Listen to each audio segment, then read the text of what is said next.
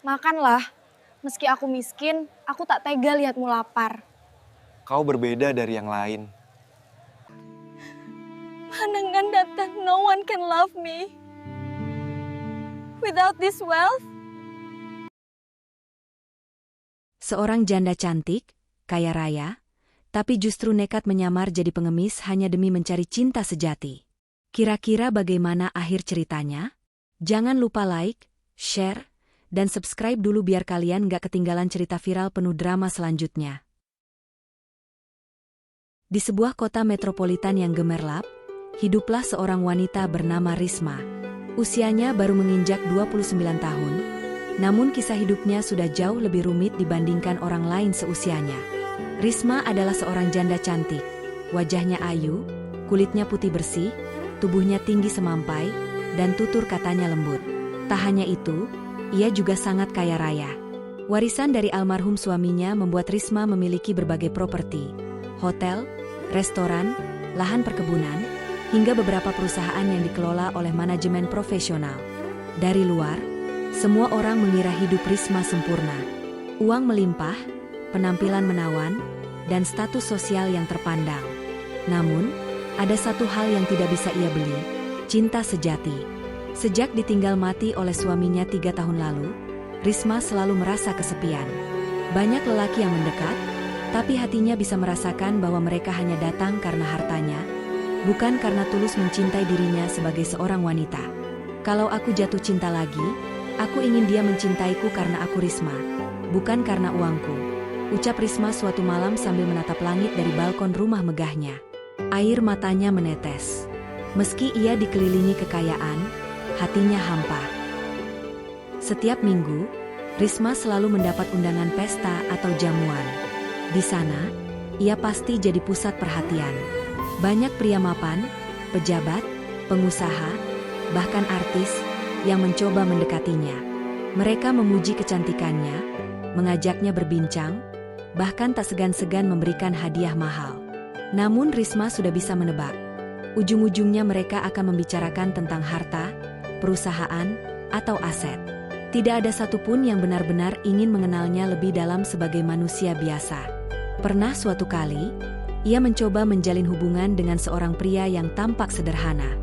Namun pada akhirnya, pria itu pun meminta modal usaha hingga ratusan juta rupiah dengan alasan untuk masa depan bersama.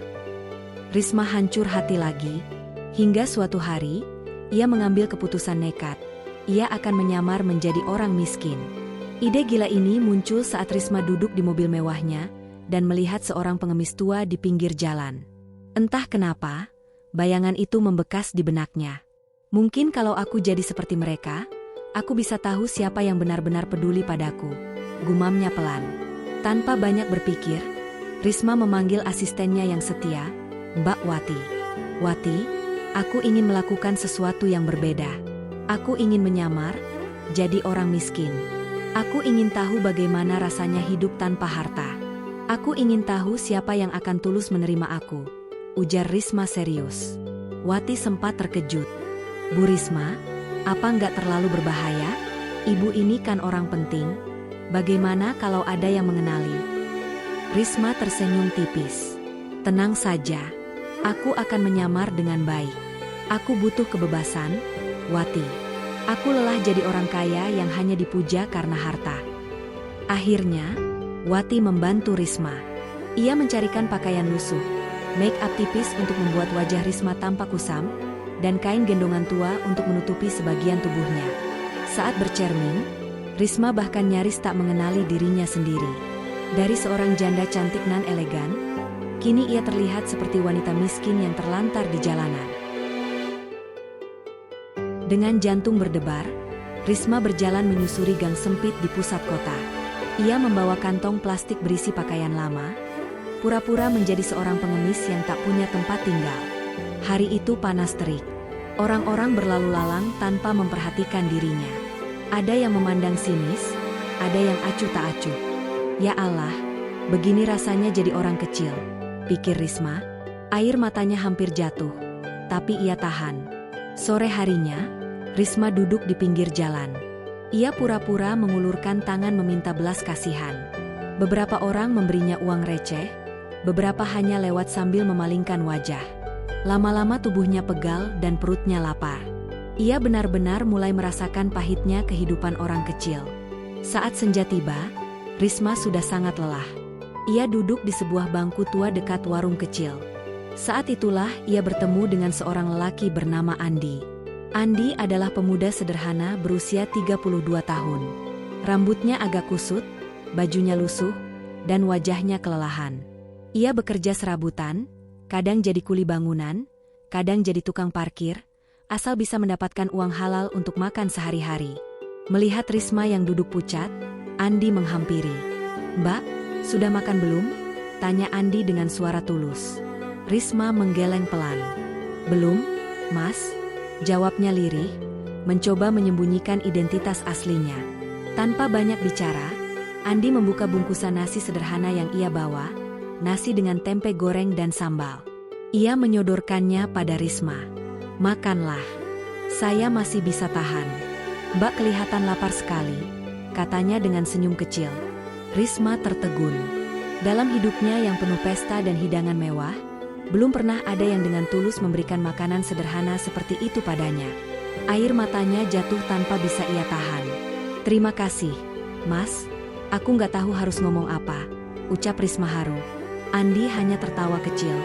"Tidak usah terima kasih. Sesama manusia harus saling tolong, kan?" Momen itulah yang jadi awal perjalanan kisah cinta mereka. Malam itu, Andi mengajak Risma, yang masih menyamar, untuk ikut beristirahat di kontrakannya yang sederhana. Sebuah kamar kecil berdinding kayu, beralaskan tikar, dengan lampu redup yang nyaris padam. "Tidak mewah, tapi setidaknya Mbak bisa tidur dengan tenang malam ini," ujar Andi. Risma merasa terharu. Ia menatap tempat sederhana itu, lalu melihat ketulusan di mata Andi. Hatinya mulai bergetar. "Mas, kenapa mau nolong orang asing seperti aku? Padahal aku bukan siapa-siapa," tanya Risma. Andi tersenyum tulus. "Karena hidup ini bukan cuma soal kaya atau miskin, Mbak. Aku juga pernah susah. Jadi kalau bisa bantu orang lain, aku akan lakukan. Lagi pula, siapa tahu suatu hari nanti, kebaikan kecil ini kembali padaku." Risma tercekat. Kata-kata itu menusuk hatinya dalam-dalam. Sejak malam itu, hidup Risma berubah. Dari wanita kaya raya dengan rumah megah, ia kini tidur beralaskan tikar tipis di kontrakan kecil bersama Andi. Anehnya, Risma justru merasa lebih nyaman di sana dibandingkan ketika tidur di ranjang empuknya yang besar. Setiap pagi, Andi berangkat bekerja. Kadang jadi kuli bangunan, kadang membantu mengangkut barang di pasar. Sementara itu, Risma menyapu halaman kontrakan dan memasak ala kadarnya dengan bahan seadanya. Risma yang terbiasa hidup dengan koki pribadi dan makanan mewah, kini harus belajar memasak nasi dengan tungku kecil, mengiris cabai dengan pisau tumpul, bahkan mencuci pakaian dengan tangan. Semua terasa asing, tapi ada kebahagiaan baru yang tumbuh di dalam dirinya. "Mas, nanti malam pulang jangan lupa bawa senyum ya. Soalnya aku nggak punya apa-apa buat disajikan kecuali itu," ujar Risma sambil tersenyum malu. Andi tertawa renyah. "Senyum Mbak saja sudah cukup bikin kenyang. Kok?" Risma terdiam. Hatinya berdegup kencang. Ia tahu, perasaan itu mulai tumbuh. Suatu sore, Andi pulang dengan wajah letih. Tangannya penuh luka karena bekerja mengangkat batu. Melihat itu, Risma merasa perih. "Mas, kenapa nggak hati-hati? Luka begini bisa bahaya," ucap Risma sambil mengoleskan minyak kayu putih ke tangan Andi. Andi tersenyum.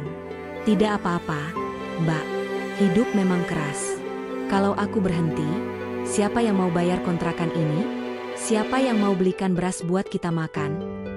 Kata-kata "kita" itu membuat dada Risma hangat. Ia menyadari, meskipun ia sedang menyamar, Andi benar-benar memperlakukannya sebagai bagian dari hidupnya, bukan sekadar orang asing. "Mas, apa nggak capek terus hidup seperti ini?" tanya Risma pelan. Andi menatap langit-langit sebentar, lalu berkata, "Capek, tapi aku percaya, selama kita berusaha, Tuhan gak akan tinggal diam. Yang penting, jangan pernah menyerah." Risma meneteskan air mata. Ia sadar, Lelaki di depannya jauh lebih berharta dibandingkan semua pria kaya yang pernah mendekatinya. Harta Andi bukan uang, tapi ketulusan hati. Suatu malam, Risma terbangun. Ia bermimpi buruk tentang masa lalunya. Masa di mana ia masih hidup mewah dan dikelilingi orang-orang palsu. Saat membuka mata, ia lupa masih menyamar. Tanpa sadar, ia memanggil Wati, asistennya. "Wati, tolong bawakan air," gumamnya lirih. Andi yang tidur di dekatnya terbangun. "Mbak, siapa itu Wati? Teman Mbak ya?" Risma tercekat. Wajahnya pucat. Ia buru-buru menggeleng. Enggak, Mas. Aku cuma kelepasan ngomong. Wati itu, orang yang pernah nolong aku dulu." Andi tidak menaruh curiga. Ia hanya mengangguk sambil tersenyum. "Oh, begitu. Ya sudah, tidur lagi. Besok kita harus kuat, hidup masih panjang." Risma menarik napas lega. Hampir saja penyamarannya terbongkar. Kehidupan sederhana mereka tidak selalu berjalan mulus. Suatu hari, pemilik kontrakan datang menagih uang sewa. "Andi, sudah 3 bulan kamu nunggak. Kalau minggu depan gak bisa bayar, keluar saja," bentak si pemilik kontrakan. Andi tertunduk. "Iya, Pak, saya usahakan." Risma yang mendengar itu merasa bersalah. Padahal, ia punya harta miliaran di rekeningnya. Tapi ia tidak boleh membuka identitas aslinya sekarang. Ia hanya bisa diam, menahan rasa ingin menolong. Malamnya, Andi duduk termenung. Risma mendekat. "Mas, kalau uang kontrakan gak bisa dibayar, kita akan tinggal di mana?" tanyanya. Andi tersenyum pahit. "Entah, mungkin tidur di jalan. Tapi jangan khawatir, Mbak, aku janji, apapun yang terjadi, aku gak akan biarkan kamu terlantar sendirian." Risma terharu. Lelaki miskin ini berjuang mati-matian untuk melindunginya. Sementara banyak pria kaya dulu yang justru ingin mengambil hartanya. Hari-hari berikutnya, hubungan Risma dan Andi semakin dekat. Mereka sering bercanda meski hidup serba kekurangan. Suatu malam, listrik kontrakan padam. Gelap gulita menyelimuti ruangan. Risma ketakutan. "Mas, aku takut," ucapnya pelan. Andi meraih tangannya. "Tenang. Selama aku ada di sini, kamu gak perlu takut." Sentuhan hangat itu membuat Risma gemetar. Jantungnya berdebar tak karuan. Untuk pertama kalinya sejak lama, ia merasa aman di pelukan seorang pria. Tanpa sadar, air mata menetes dari matanya. "Mas, aku bahagia ketemu kamu." Andi menatapnya lembut. "Aku juga, Mbak. Meskipun kita nggak punya apa-apa, asal kita saling ada, itu sudah cukup." Hati Risma benar-benar luluh. Ia mulai yakin, inilah pria yang selama ini ia cari. Namun di balik kebahagiaan itu, ada dilema besar. Risma tahu ia tidak bisa terus berpura-pura. Cepat atau lambat, ia harus mengungkapkan jati dirinya yang sebenarnya. Bahwa ia bukanlah wanita miskin biasa, melainkan janda kaya raya dengan harta berlimpah. Malam demi malam, ia gelisah. Bagaimana reaksi Andi nanti? Apakah ia akan tetap tulus? Atau justru berubah dan mengincar hartanya? Ya Allah, berikan aku jawaban. Aku hanya ingin cinta yang tulus, bukan cinta karena harta. Doa Risma dengan hati bergetar.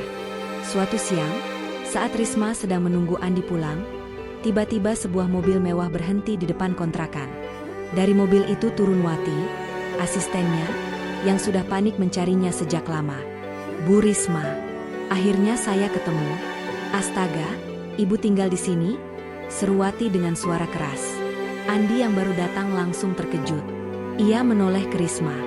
"Mbak, apa maksudnya ini? Kenapa dia memanggilmu Bu Risma?" Wajah Risma memucat. Dunia seakan berhenti berputar. Saat itulah, rahasia besarnya mulai terbongkar. Suasana kontrakan sore itu mendadak mencekam. Risma berdiri kaku, wajahnya pucat pasi, sementara Wati berdiri di depan pintu dengan ekspresi lega bercampur khawatir. "Bu Risma, apa yang ibu lakukan di sini? Saya mencarikan ibu kemana-mana. Semua orang di rumah besar panik karena ibu menghilang." Suara Wati bergetar, tapi cukup keras hingga terdengar tetangga sekitar. Andi menoleh dengan tatapan bingung, keningnya berkerut. "Bu, Risma, rumah besar? Maksudnya apa ini?" Risma mencoba bicara, tapi suaranya tercekat. "Mas, aku bisa jelaskan." Namun Andi mundur selangkah. Wajahnya campuran antara kaget, kecewa, dan tidak percaya. Risma menunduk, air matanya jatuh satu persatu. Ia tahu saat itu tak ada lagi jalan untuk bersembunyi. "Mas, sebenarnya namaku benar Risma.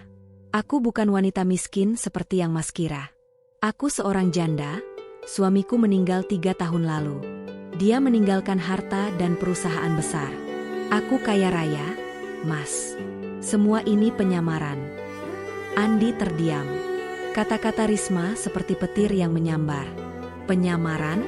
Jadi, semua ini bohong?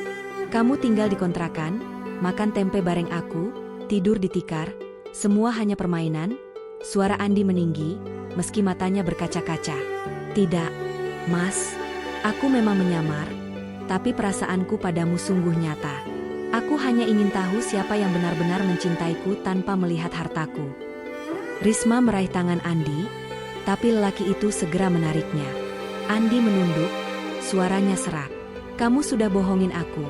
Selama ini aku pikir kita sama-sama miskin, berjuang bareng. Ternyata kamu cuma lagi main peran." Malam itu, Andi tidak banyak bicara lagi. Ia duduk termenung di luar kontrakan, menatap langit gelap. Risma hanya bisa menangis di dalam kamar, ditemani Wati yang terus mencoba menenangkannya. "Bu, saya sudah bilang dari awal, penyamaran ini berbahaya. Sekarang semuanya jadi rumit," bisik Wati. Risma mengusap air matanya. "Aku tahu, Wati, tapi aku benar-benar mencintai dia. Aku takut kehilangan Andi. Aku tidak peduli kalau dia miskin, asal dia tulus." Namun di sisi lain, Andi dihantam dilema berat. Di satu sisi, ia tidak bisa memungkiri bahwa ia jatuh hati pada Risma, sosok wanita yang sederhana, baik, dan apa adanya. Tapi di sisi lain, kebohongan besar ini membuat hatinya hancur.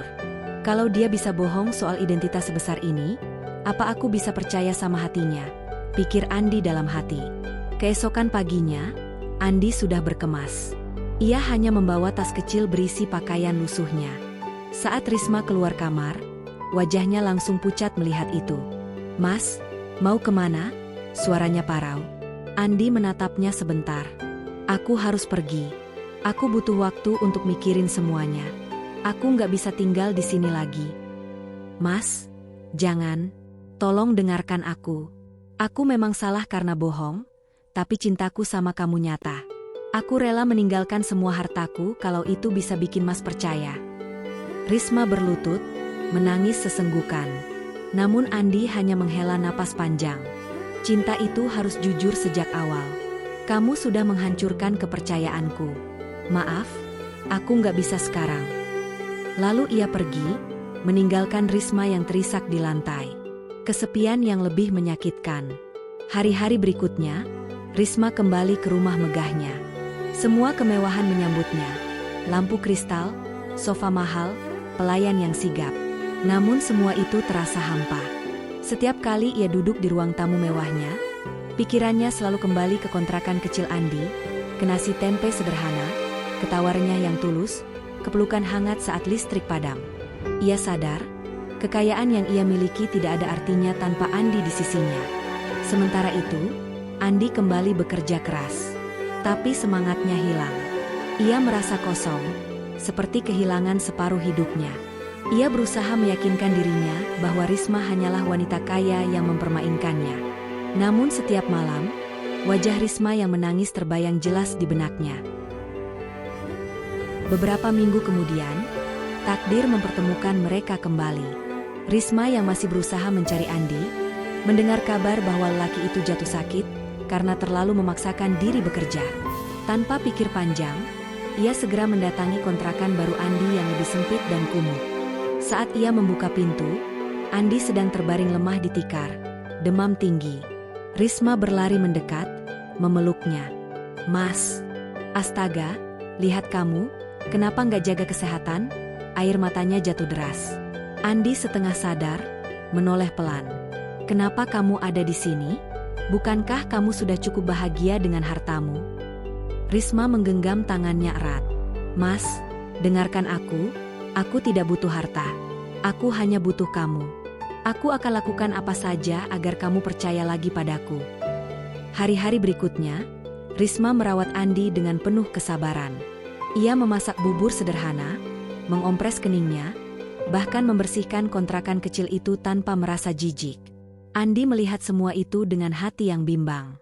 Perlahan ia mulai percaya bahwa cinta Risma memang nyata. Namun rasa sakit akibat kebohongan itu masih mengganjal. Suatu malam, saat Andi sudah agak pulih, ia berkata pelan, "Risma, kalau kamu benar-benar mencintaiku, buktikan. Tinggalkan semua hartamu. Hidup bersamaku dengan apa adanya. Tanpa mobil, tanpa rumah mewah, tanpa pelayan. Cuma kita berdua." Risma terdiam. Itu permintaan yang berat. Tapi ia menatap Andi dengan mata mantap. "Mas, kalau itu syaratnya, aku siap. Aku sudah merasakannya waktu menyamar. Hidup sederhana bersamamu jauh lebih membahagiakan dibanding hidup mewah sendirian." Andi terdiam lama. Air matanya jatuh. "Kalau begitu, mungkin aku memang harus percaya lagi sama kamu." Malam itu, mereka saling berpelukan.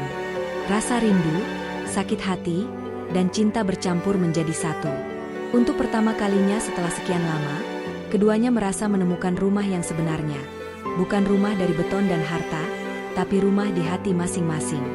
Namun perjalanan mereka belum selesai. Banyak tantangan menanti, keluarga besar Risma yang menentang, masyarakat yang mencibir, hingga godaan orang-orang yang iri.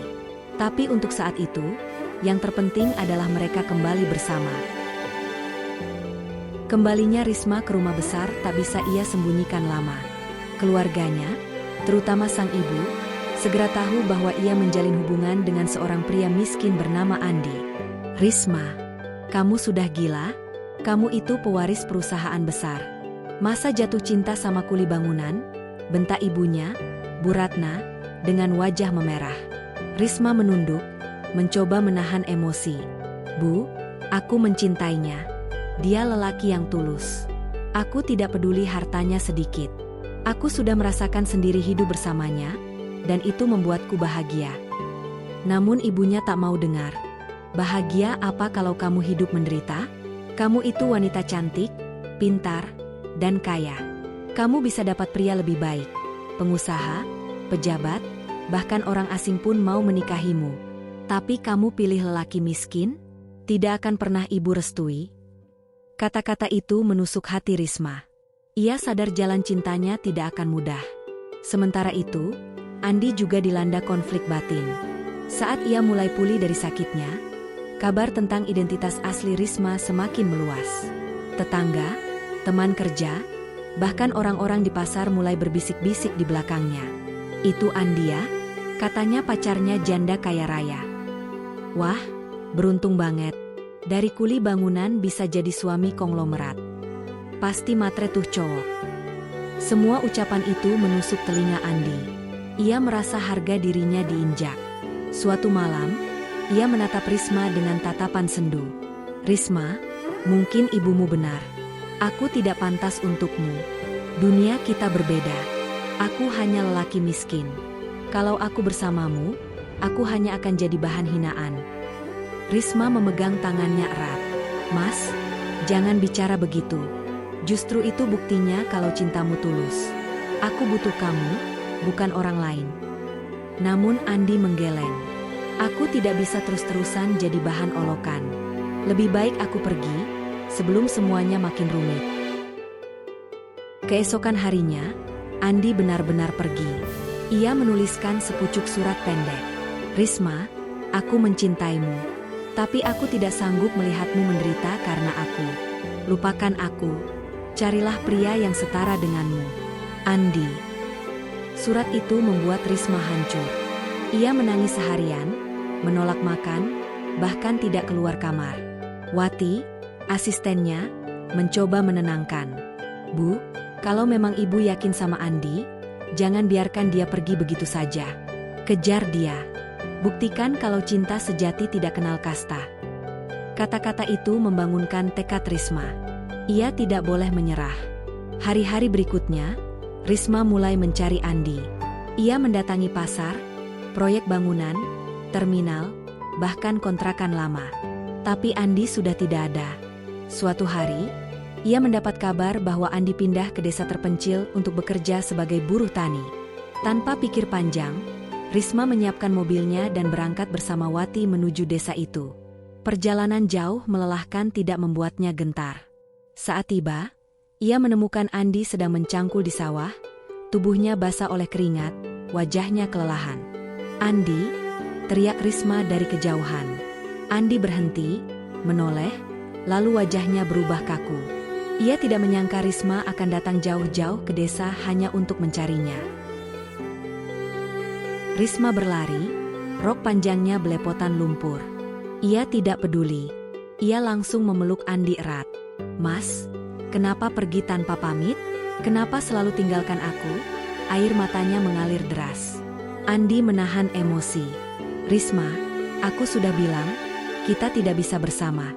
Dunia kita berbeda. Kalau kamu terus bersamaku, kamu akan dihina. Aku tidak mau jadi alasan kamu menderita." Risma mengguncang bahunya. "Aku tidak peduli dunia bilang apa. Aku tidak peduli omongan orang. Aku hanya peduli sama kamu.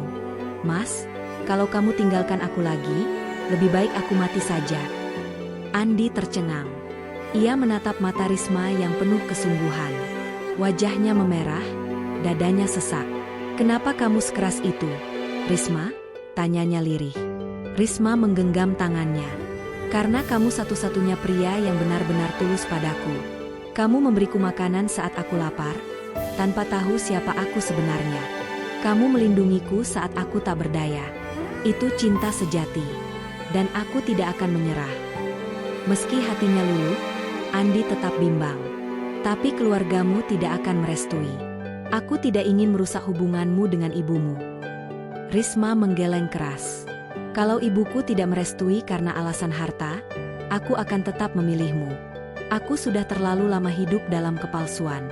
Kini aku ingin hidup dalam kebenaran, meski sederhana." Saat itu, Wati yang ikut datang maju ke depan. "Mas Andi, maaf saya ikut bicara. Saya sudah bersama Bu Risma sejak dulu. Saya tahu betapa menderitanya beliau walau kaya raya. Tapi sejak bersama Mas, baru kali ini saya lihat beliau tertawa tulus. Tolong jangan tinggalkan dia lagi." Kata-kata Wati membuat suasana semakin haru. Andi menunduk, air matanya jatuh ke tanah berlumpur. Risma berlari, rok panjangnya belepotan lumpur. Ia tidak peduli. Ia langsung memeluk Andi erat. "Mas, kenapa pergi tanpa pamit? Kenapa selalu tinggalkan aku?" Air matanya mengalir deras. Andi menahan emosi. "Risma, aku sudah bilang, kita tidak bisa bersama. Dunia kita berbeda. Kalau kamu terus bersamaku, kamu akan dihina. Aku tidak mau jadi alasan kamu menderita." Risma mengguncang bahunya. "Aku tidak peduli dunia bilang apa. Aku tidak peduli omongan orang. Aku hanya peduli sama kamu. Mas, kalau kamu tinggalkan aku lagi, lebih baik aku mati saja." Andi tercengang. Ia menatap mata Risma yang penuh kesungguhan. Wajahnya memerah, dadanya sesak. "Kenapa kamu sekeras itu, Risma?" tanyanya lirih. Risma menggenggam tangannya. "Karena kamu satu-satunya pria yang benar-benar tulus padaku. Kamu memberiku makanan saat aku lapar, tanpa tahu siapa aku sebenarnya. Kamu melindungiku saat aku tak berdaya. Itu cinta sejati. Dan aku tidak akan menyerah." Meski hatinya luluh, Andi tetap bimbang. "Tapi keluargamu tidak akan merestui. Aku tidak ingin merusak hubunganmu dengan ibumu." Risma menggeleng keras. "Kalau ibuku tidak merestui karena alasan harta, aku akan tetap memilihmu. Aku sudah terlalu lama hidup dalam kepalsuan. Kini aku ingin hidup dalam kebenaran, meski sederhana." Saat itu, Wati yang ikut datang maju ke depan. "Mas Andi, maaf saya ikut bicara. Saya sudah bersama Bu Risma sejak dulu. Saya tahu betapa menderitanya beliau walau kaya raya. Tapi sejak bersama Mas, baru kali ini saya lihat beliau tertawa tulus. Tolong jangan tinggalkan dia lagi. Kata-kata Wati membuat suasana semakin haru. Andi menunduk, air matanya jatuh ke tanah berlumpur. Setelah Bu Ratna memberi restu, kehidupan Risma terasa lebih ringan. Ia dan Andi sepakat untuk tidak mengadakan pesta mewah. Aku tidak butuh pernikahan megah, Mas, ucap Risma sambil tersenyum lembut. Yang penting sah di mata agama, dan kita bisa hidup bersama. Itu sudah lebih dari cukup. Andi menatapnya penuh cinta. Aku juga tidak ingin pesta besar. Aku hanya ingin kamu menjadi istriku selamanya. Akhirnya, mereka merencanakan akad nikah sederhana di sebuah musola kecil di desa. Undangan tidak banyak, hanya keluarga dekat, tetangga sekitar, dan sahabat-sahabat lama Andi. Hari itu tiba.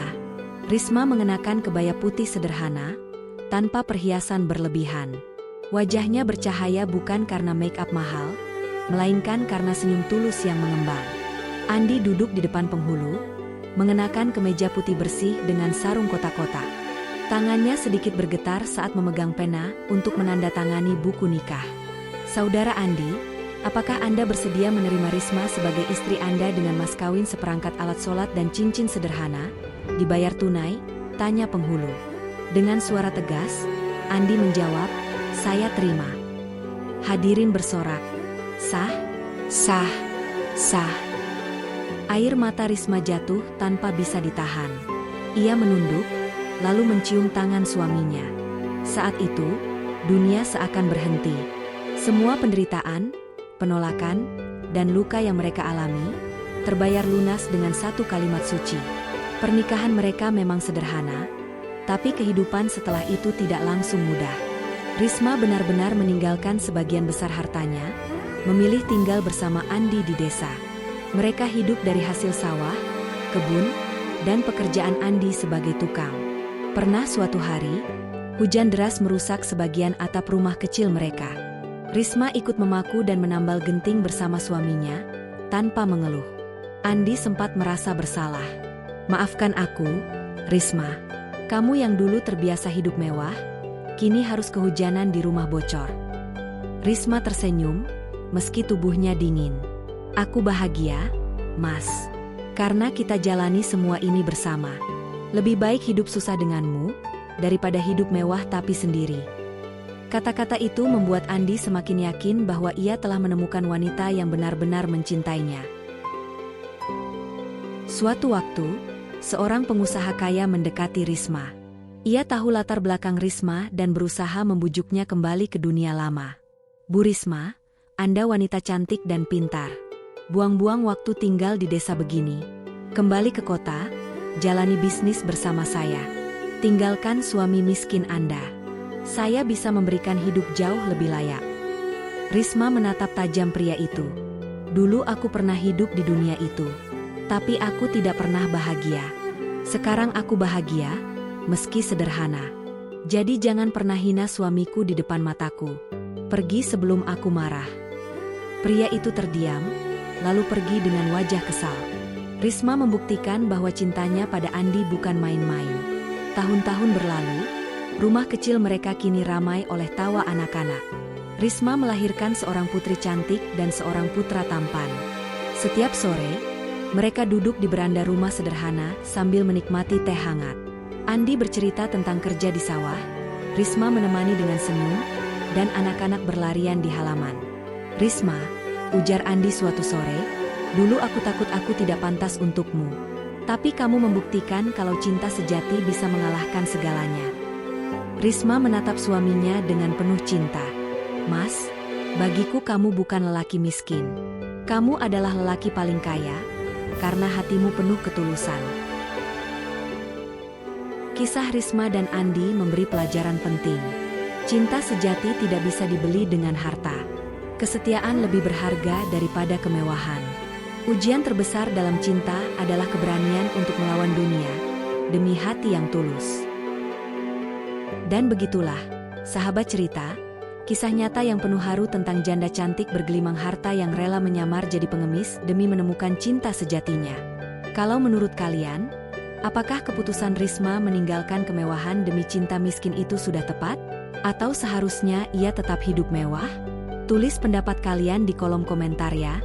Jangan lupa like kalau kalian terharu, share biar teman-teman kalian juga bisa ikut merasakan kisah ini, dan tentu saja subscribe supaya tidak ketinggalan cerita-cerita inspiratif berikutnya. Sampai jumpa di kisah selanjutnya.